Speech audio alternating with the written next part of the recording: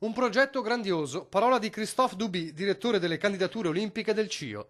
Se l'Italia di Cortina e Milano aveva bisogno di un altro endorsement di peso dopo le frasi di Juan Antonio Samaranch Jr., vicepresidente del Comitato Olimpico Internazionale che aveva definito il progetto Veneto-Lombardo robusto, ecco sul piatto un altro giudizio di peso.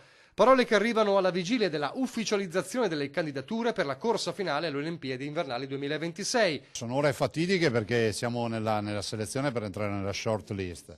Abbiamo buone possibilità e direi che portare le Olimpiadi dopo i mondiali di sci significa per Cortina, ma per le Dolomiti in generale, un grande elemento di promozione turistica nazionale ed internazionale. Progetto grandioso secondo Christophe Duby dunque, e quest'ultimo assicura che se è vero che le altre due città che aspirano alla designazione, cioè Calgary e Stoccolma, hanno già ricevuto le visite del CIO, non significa che Cortina e Milano abbiano accumulato un ritardo. Siamo in una fase di dialogo, ha chiarito, e il board, che si è riunito la settimana scorsa, ha lavorato su un dossier che conteneva tutti gli elementi necessari per stabilire la validità o meno della candidatura. Una volta che la sessione del CIO avrà ufficialmente confermato che una delle sedi in corsa è Cortina e Milano, il CONI potrà prepararsi a ricevere già entro la fine di ottobre un team che visiterà le infrastrutture esistenti. L'importante, continua Duby, è che le città ammesse alla fase successiva abbiano pronti i progetti tecnici ottimizzati per la data di scadenza, l'11 gennaio 2019.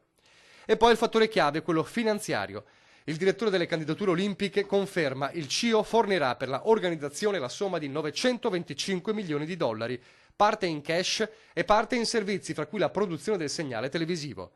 Da parte sua il comitato organizzatore dovrà pagare tutto quello che è relativo alle cerimonie e alle gare.